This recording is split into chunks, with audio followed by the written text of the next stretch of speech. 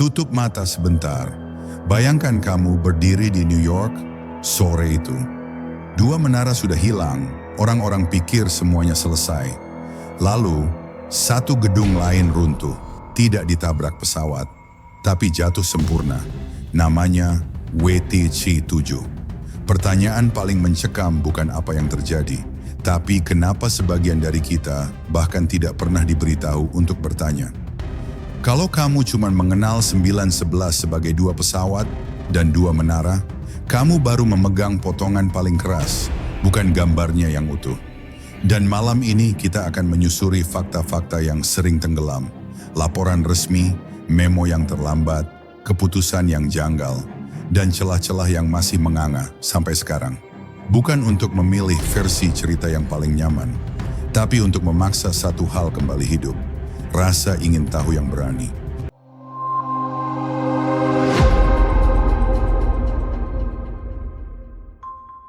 (11 September 2001, pagi. Dunia menyaksikan serangan yang mustahil. 4 pesawat dibajak, 2 menghantam World Trade Center, 1 menghantam Pentagon, 1 jatuh di Pennsylvania. Di tengah kepanikan, sistem yang biasanya rapi berubah jadi kabut.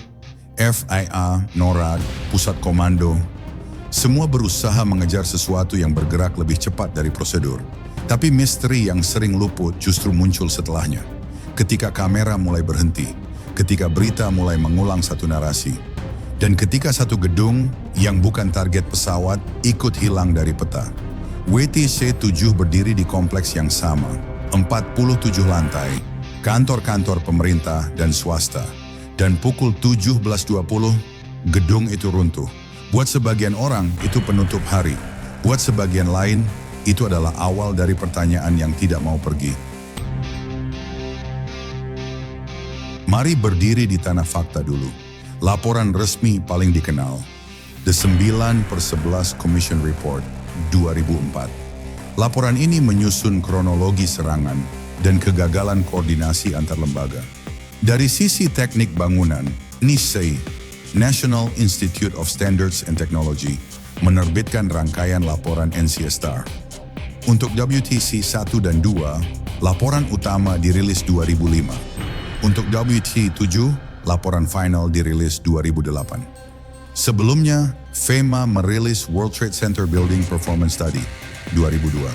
Ini semacam langkah awal, bukan akhir, yang justru mengakui banyak data saat itu masih belum lengkap.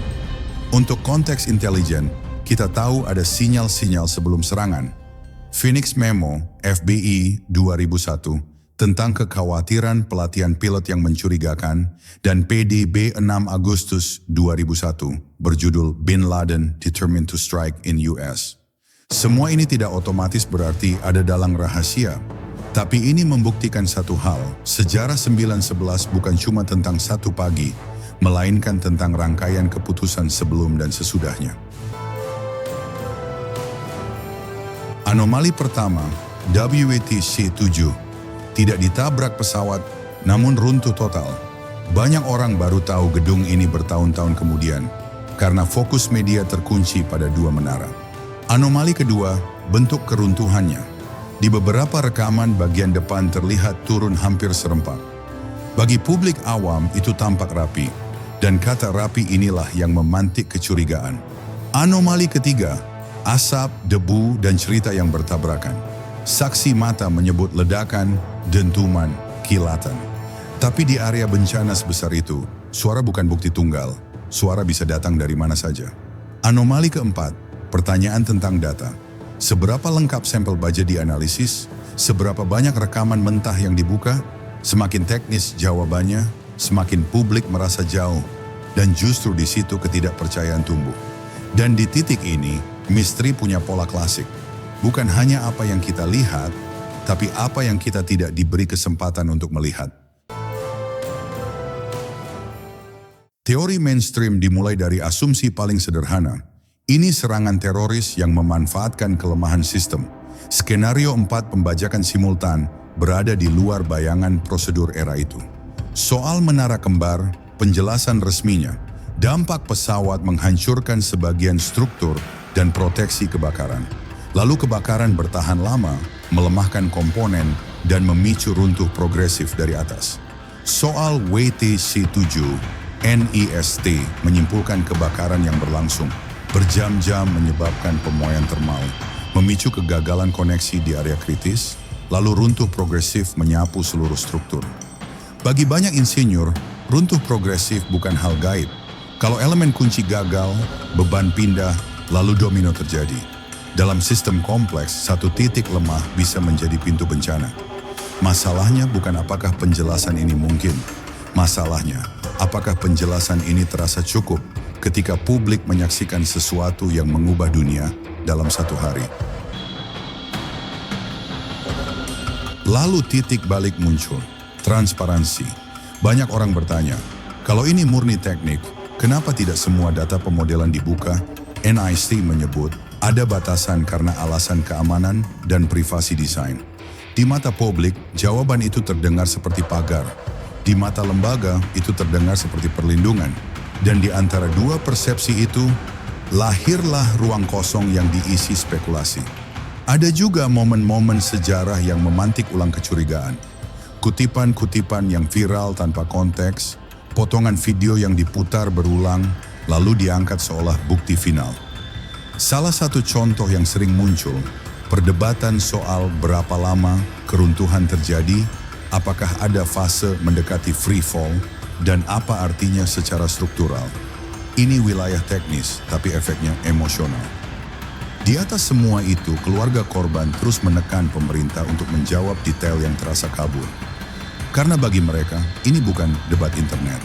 Ini tentang hak atas kejelasan. Ketika kepercayaan retak, teori alternatif tumbuh alami. Teori pertama yang populer, stand down, gagasan bahwa respon sengaja diperlambat. Bukan karena sistem gagal, tapi karena ada yang membiarkannya. Masalahnya, membiarkan itu kata yang berat. Untuk membuktikannya, kamu butuh rantai bukti. Perintah tertulis, komunikasi yang jelas, saksi kredibel, dan konsistensi timeline. Tanpa itu, ia mudah jadi dugaan. Teori kedua yang tak pernah mati, controlled demolition, khususnya untuk WTC-7, karena tampak simetris. Namun sampai hari ini, klaim ini tidak memiliki konsensus forensik publik yang menutup semua celah. Sementara kesimpulan resmi tetap pada kebakaran dan kegagalan struktur. Teori ketiga lebih dingin dan sering lebih realistis. Bukan satu dalang, tapi ekosistem. Jaringan pendanaan, logistik, dan kelalaian lintas lembaga yang masing-masing tampak kecil, tapi ketika disusun, membentuk jalur. Dan ada satu bahaya besar di sini. Saat orang lelah pada versi resmi, mereka bisa lari ke versi alternatif apapun yang terdengar paling rapi. Padahal kebenaran jarang rapi.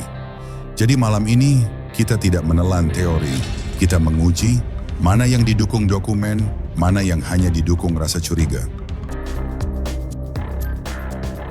Sekarang bagian paling sunyi, dampaknya. Setelah 9/11, dunia mengubah definisi aman. Patriot Act memperluas ruang pengawasan dan investigasi. Bandara jadi ritual kecurigaan yang permanen. Perang meluas, Afghanistan menjadi bab panjang. Irak membuka bab lain yang lebih kontroversial.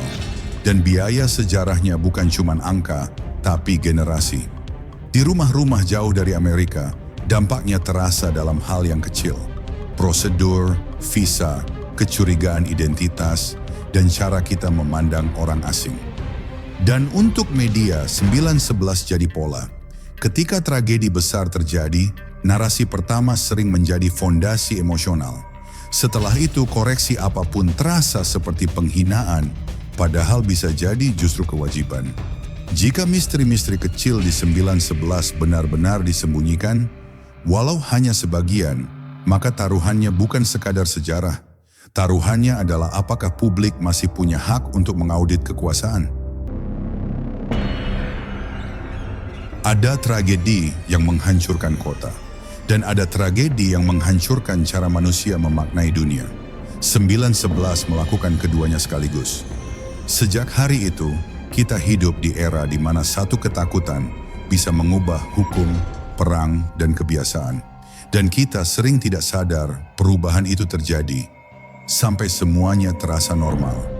Maka pertanyaan paling penting bukan teori mana yang menang, tapi apakah kita masih mampu membedakan bukti dari emosi, data dari potongan video, investigasi dari hiburan. Menghormati korban bukan berarti berhenti bertanya. Menghormati korban berarti bertanya dengan disiplin, tanpa memeras tragedi untuk sensasi. Karena kadang yang paling menakutkan bukan konspirasi, tapi kenyataan bahwa dunia bisa runtuh hanya karena sistem yang kita percaya ternyata rapuh. Sekarang aku lempar satu pertanyaan yang akan memecah ruangan. Kalau kamu harus memilih, mana yang lebih masuk akal? Ada rahasia besar atau kegagalan besar yang terjadi karena banyak hal kecil yang salah di waktu yang sama. Tulis di komentar satu hal saja, bagian 9/11 yang menurutmu paling perlu. Diaudit ulang WTC7, timeline FAA _NORAD, Intel Pre 9/11 atau dampak kebijakan setelahnya. Pilih satu dan jelaskan kenapa.